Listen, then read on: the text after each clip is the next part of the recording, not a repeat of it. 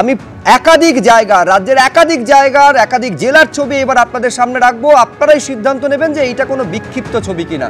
আমি পরপর আপনাদের সামনে কেশপুর থেকে শুরু করে কাটোয়া, সিতাই, পশ্চিম মেদিনীপুরের নারায়ণগড়, রায়গঞ্জ ছবি আপনাদের সামনে রাখছি। এইটা হচ্ছে রাস্তার হাল। আমরা 5টা ছবি দেখালাম, আরো 5টা ছবি দেখুন। নদিয়া রানাঘাটের ছবি, মুর্শিদাবাদের জিয়াগঞ্জের ছবি, পূর্ব বর্ধমানের ভাতারের ছবি, জলপাইগুড়ির ঘড়িয়ার ছবি এবং কোচবিহারের ছবি দেখতে পাচ্ছেন। এইটা হচ্ছে গ্রামের চলাচলের, মানুষ চলাচল করবে। আপনারা একটা শুধু আপনাদের আশঙ্কার জায়গাটা বলবো, বর্ষা কিন্তু আনুষ্ঠানিকভাবে এখনো প্রবেশ করেনি বঙ্গে। তার মধ্যে এই যদি হাল হয় তাহলে ভবিষ্যৎটা কোন দিকে যাচ্ছে? বর্ষার সময় তাহলে আদৌ কি চলাচলের মতন পরিস্থিতি এই রাস্তাগুলোর থাকবে? এবার আপনাদের সরাসরি কেশপুরে নিয়ে যাব। সৌমেন চক্রবর্তী আমাদের প্রতিনিধি রয়েছেন। আমরা বিভিন্ন জায়গার ছবি, এইটা হচ্ছে কেশপুরের ছবি। আমি বলবো সৌমেনকে একবার এই মুহূর্তে ছবিটা তুলে ধরতে, যে সত্যি বর্ষা আনুষ্ঠানিকভাবে রাজ্যে প্রবেশ করার আগে যদি এরকম ছবি হয় তাহলে ভবিষ্যৎটা কতটা উদ্বেগের। সৌমেন,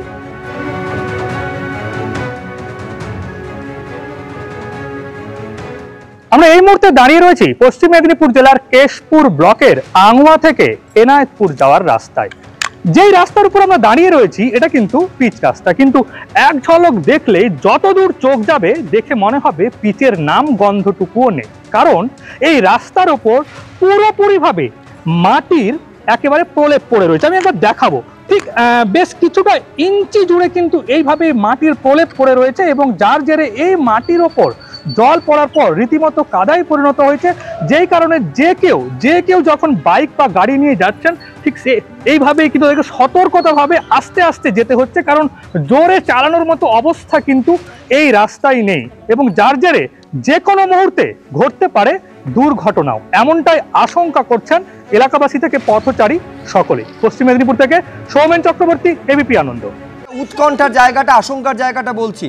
আজকেই খবর পাচ্ছিলাম যে কেরলে নাকি 1 সপ্তাহ আগে বর্ষা ঢুকছে। স্বাভাবিকভাবে আমাদের রাজ্যেও কিছুটা নির্ধারিত সময়ের আগে বর্ষা ঢুকবে।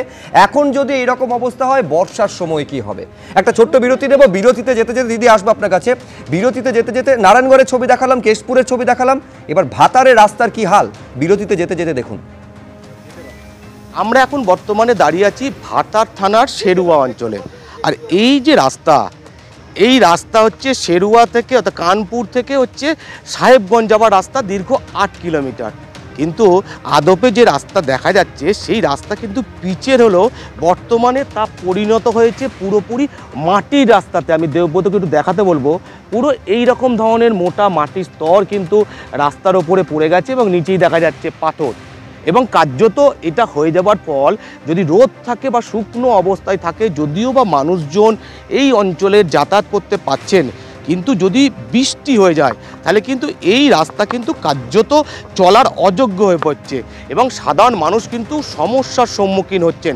এবং ইতিমধ্যেই জেলার বিভিন্ন জায়গায় আমরা দেখতে পেয়েছি যে বিভিন্ন জায়গায় রাস্তার মাটি কখনো গ্রামবাসীদের উদ্যোগে এরকম সরিয়ে দেওয়া হয়েছে এবং কখনো বা রাজনৈতিক দলের উদ্দেশ্যে সরিয়ে দেওয়া হয়েছে এবং কখনো বা প্রশাসনের উদ্যোগে কিন্তু এই রাস্তা থেকে মাটি সরিয়ে দেওয়া হয়েছে।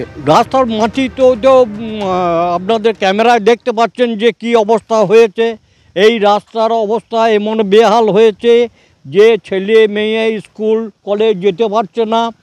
আমরা নিজেরা এই বাজার ঘাট আসবো তাও আসতে পারছি না। বৃষ্টি হলে এই রাস্তার উপরে চলাচল একবারে অযোগ্য হয়ে গেছে। বৃষ্টি হয়ে কোনো যদি গ্রামের বাসিন্দা অসুস্থ হয়ে যাচ্ছে তাহলে তাকে কোনো অ্যাম্বুলেন্স, 4 চাকা কোনো গাড়ি ঢুকছে না, টোটো পর্যন্ত আসছে না। নিজেদেরকে নিয়ে খাটে করে তুলে মাঠে মাঠে এই রাস্তার ওপর দিয়ে হেঁটে নিয়ে আমাদেরকে কানপুরে আসতে হচ্ছে, তারপরে রুগীর ব্যবস্থা হচ্ছে। তো এই গ্রামবাসীরা যেটা বলছেন যে তারা একটা খুব খারাপ অবস্থার মধ্যে যাচ্ছেন, কারণ এই যে রাস্তা দেখা যাচ্ছে, আমি দেবব্রতকে একটু ভালো করে দেখাতে বলবো। এই রাস্তার অবস্থা এতটাই বেহাল হয়ে গেছে যে যদি বৃষ্টি হয় এবং সেই সময় যদি গ্রামের কোনো মানুষ অসুস্থ হয়ে পড়েন তাহলে কিন্তু অ্যাম্বুলেন্স থেকে 4 চাকা কোনো গাড়ি কিন্তু কার্যত ঢুকতে পারছে না। এবং বাধ্য হয়ে গ্রামের মানুষরা যেটা বলছেন যে তাদের কাঁধে করে খাটিয়ায় চাপিয়ে মেন রাস্তায় নিয়ে আসতে হচ্ছে এবং তারপরই তাকে চিকিৎসা কেন্দ্রে নিয়ে যাওয়া হচ্ছে। ক্যামেরায় দেবব্রতর সাথে কমল কৃষ্ণ দে, এবিপি আনন্দ, ভাতার, পূর্ব বর্ধমান।